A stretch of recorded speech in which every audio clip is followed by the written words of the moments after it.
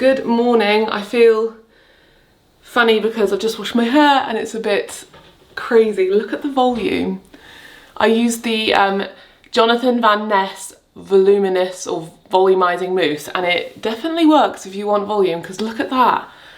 It's almost a bit too much because it's in my face now. We're having porridge for breakfast because it is the ultimate budget meal. So I'll show you quickly what I do. Not that I've not shown you hundreds of times. But if you want to be on a budget, just eat porridge every day because it's so good for you and it's so cheap. You can buy porridge so cheaply in the supermarket if you're on a super budget. I'm pretty sure it's like you can you buy like a kilogram, I feel like, for 70p or something. I'm going to put on screen how much you can get it in like Lidl or Tesco because you can get it so cheap. I got this a while ago, maybe from Sainsbury's, I can't remember. But it lasts a really long time because it fills a whole jar. I do half a cup of that and then half a cup of any plant milk. Does not matter. Just whatever one you have. Soy milk will be the cheapest. You can get unsweetened soy milk in the supermarket and it'll be very cheap, especially if you go to the UHT section. I sometimes do a little bit extra water just to help it out a bit. A dash of cinnamon. This is also a cupboard pantry staple, so should be something that you can have in your cupboard. You're not having to spend money on it all the time. And then at the end, I often stir through a tablespoon of flaxseed or chia seed just for extra goodness. So I'm going to put this on the hob, on the Aga, just quickly. This is not the most ideal setup, Alex. Are these dry? Alex has just taken them down for me. And then you get a frying pan whilst your porridge is cooking. Frozen berries, these are the Tesco perfectly imperfect berries. They are cheaper and you don't need to get the kind of like the summer fruits or the raspberries and stuff because you're just going to be cooking this in a pan until it forms like a coulis kind of thing. What do you call it? Is it berry coulis? There's another word I'm looking for. Anyway, I'm going to add maple syrup. You don't have to use maple syrup. You could use agave syrup. You could use brown sugar. Anything that just sweetens it a bit because this is your topping.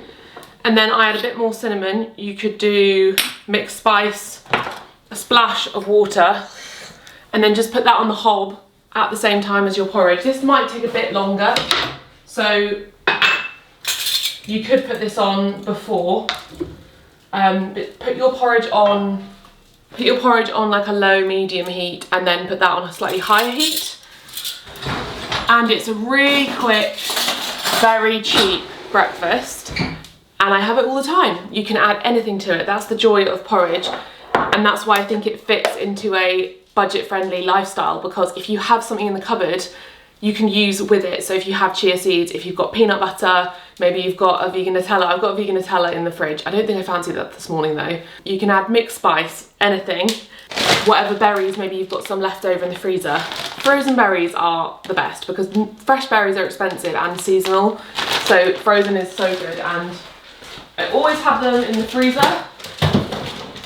And also a lot of the time when you have frozen fruit, it's actually fresher because it's been frozen straight away rather than travelling from a different country fresh. Here's my lovely porridge to the backdrop of a barking bobby, and then this coulis, it just cooks straight away and it will start to reduce and form kind of like a little bit of a jam, and it's delicious, and then you just pour it on top.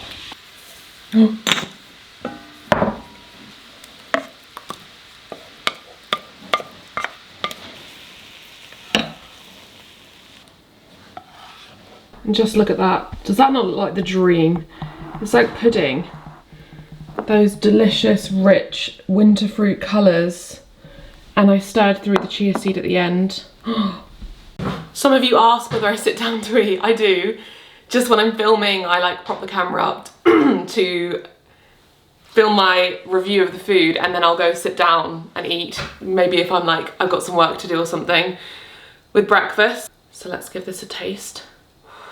You can cook the coulis for longer and it will just get thicker and thicker. It depends how you like it. I like it when it's a little bit runny still.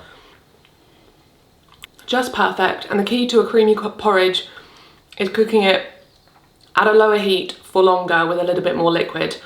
I adjust this day to day, but I do have a recipe in my new cookbook for really perfect porridge where you add more liquid and you cook it for a bit longer. Excuse my husband beating the pillows in the background. Perfect timing. You're washing your hands right now. Why do you always come in when I'm doing stuff? I think I was here first. I'm recording evidence of it. No, you pushed in front of me and then you put the camera on as quickly as you could so that people would think that you're in the right. Do you want a splash? I forgot to show you yesterday the recipe from the book, because I have the book now and I can actually I realised this yesterday. I was like, I have the book, I can use it in videos. I think I'm still in the mindset that I can't share this. So I haven't been putting it in my videos, but I can share this. It's here, look at it. Let me focus on it. That's me. That's me and that's my name. And this is a cookbook that I wrote. What? Okay, so yesterday was the seitan. So let me show you in the book. Here it is, the sticky seitan ribs. Look at that gorgeous photograph. Claire Winfield and Libby Silverman did the food styling.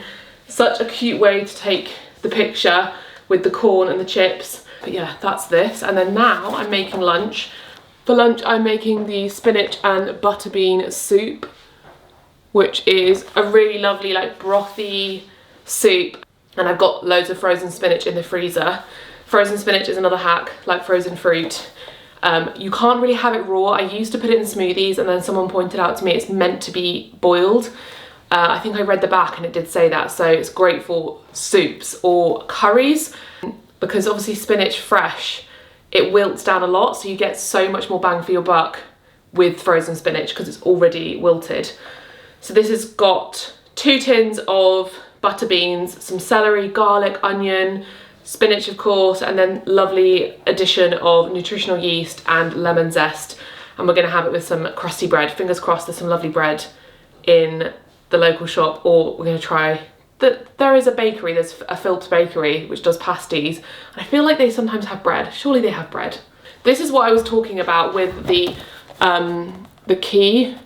So at the top of every page, it has a little key which says whether it's gluten-free, soy-free, and it's color-coded. So this recipe is gluten-free and nut-free. I did that for people who have intolerances, allergies, and also for people who just choose to eat a certain way. I know people who just prefer to not eat gluten because they find it works better for them. And also same as soy, some people don't necessarily have an allergy, but it doesn't work well for them. So you can see on another page, there's the key there and the colours.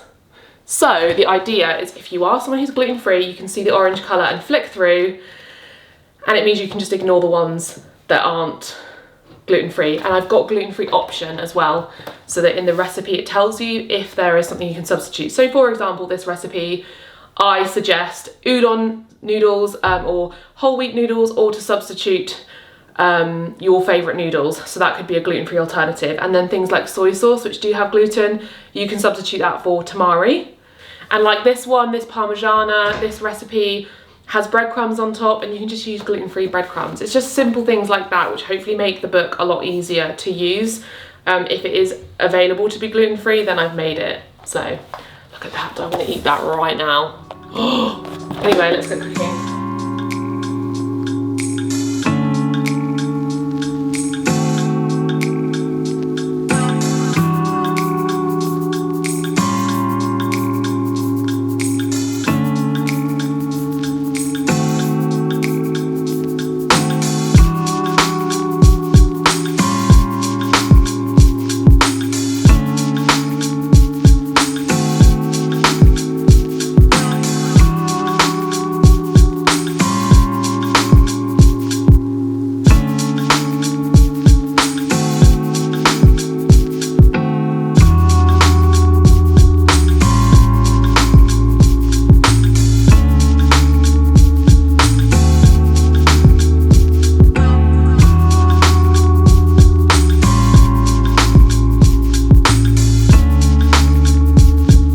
Have our delicious finished soup. The lemon really makes it. If you're not a huge fan of lemon, then do like half a lemon. or just leave out the zest. I'm personally getting zest with lemon. I've done the calculations, which hopefully will have been on screen. So this is £6.19 per portion based on what I purchased. I haven't included the vegetable stock, salt, pepper, or olive oil. However, I have gone online to see how much the Tesco's frozen spinach and nutritional yeast was that was already in my cupboard. If you were to go and buy normal butter beans and not go and buy organic ones from a local health food shop, because that is a significant cost difference. The butter beans from the shop I went to was £2.58, but if you went into Tesco, you'd get 2 tins for £1.30. So that would make the cost £4.91. So for me, it was £1.54 per portion, but if you went and got cheaper butter beans, it'd be £1.22 per portion. So I think that's a really great budget meal. There's around £1.50 per portion with a lot of goodness. It's not the cheapest meal, but it has so many good things in there that it's a really great staple, and you could bulk make this and put it in the freezer for another day. I think I need to ring the vet because my dog is broken. No, you just need a factory reset. Genuinely, how have you got yourself into this position, Bobby? She really likes having this seat, yeah, I think. She is so funny. She's got a nice bed with a nice Look at her fluffy tail. blanket.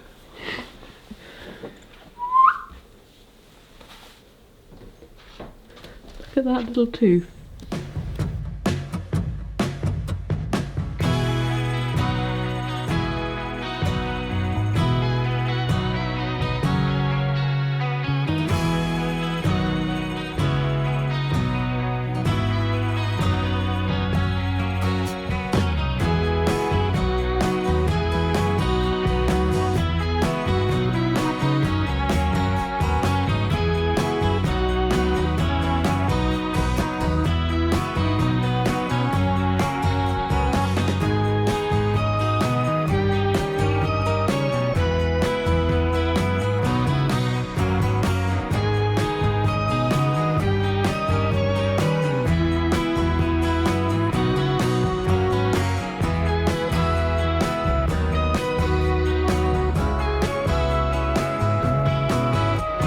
Curry is ready.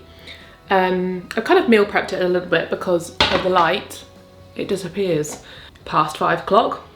But curry is always best. Here's a hack. If you're making curry for dinner and you work from home, make it at lunchtime. Put it in the fridge and heat it up later on, because it just tastes so much better when you make it ahead of time rather than just doing it right then and there. So this curry comes in at around £1.20 per portion.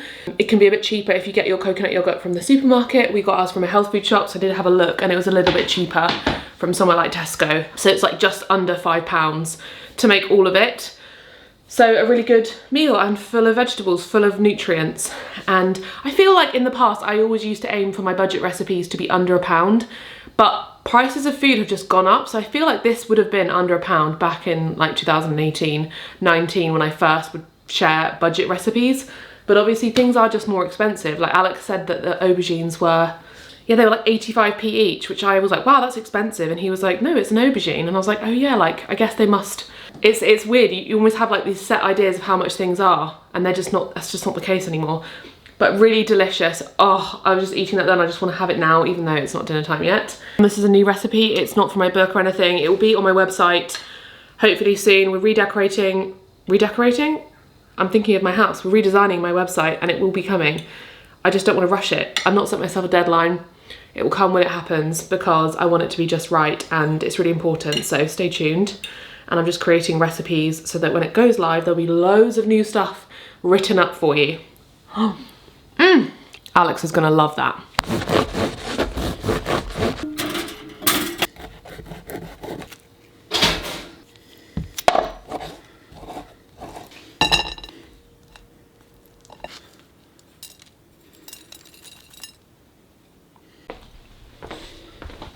Good morning. I'm in my pajamas still. Well, my nightie and my dressing gown. It's just one of those mornings, I'm so tired. It's just one of those mornings, I'm just very tired. It's just a busy time of year because of Vlogmas. I'm like prepping a lot. I just love avocado toast so much, and I use that Cornish sea salt super seed topper with a little bit of peri-peri, and this is some bread Alex made. Best. For lunch we're having leftover of the bean soup from yesterday. I need to cut myself a piece of bread. Ignore the washing up if you can see anything in the background. Our dishwasher broke conveniently. But yeah, I'm so excited for this. I love the taste of celery in soup. It's just so warming and comforting. And for any of you who have leftover diet culture or like uncomfortable feelings about bread, because I did for a long time, you can eat bread more than once in a day. It's okay. You can have bread for breakfast, you can have it for lunch, you could even have it for dinner too. It's all right. I feel like I used to have that issue where I think if I've had bread for breakfast, I can't have it for lunch. And if I'm having soup, I shouldn't have a slice of bread with it. Nonsense. Enjoy your bread. Good afternoon. Dinner is sun-dried tomato and tahini pasta, or rigatoni, but you can use whatever pasta you want. We got the cavapati pasta of the day. This is also from my cookbook. Let me show you. When we first tested this recipe ages ago, I made this recipe, which is for 6 people. No word of a lie, me and Alex ate all of it. Every last mouthful was consumed just by the 2 of us. That is how delicious it was. Here it is in the cookbook. It's very easy, very delicious. It's essentially blending together the sun-dried tomatoes, tahini, and seasoning, and stirring it through your pasta. Use whatever pasta shape you enjoy, but I do love a good rigatoni or penne. Something that's chewy will work great. I actually wrote this in the intro. When I first made this, Alex and I devoured the entire lot in one go. Yes, that's right, pasta that serves probably 6 people between the 2 of us. It was delicious. Word for word there.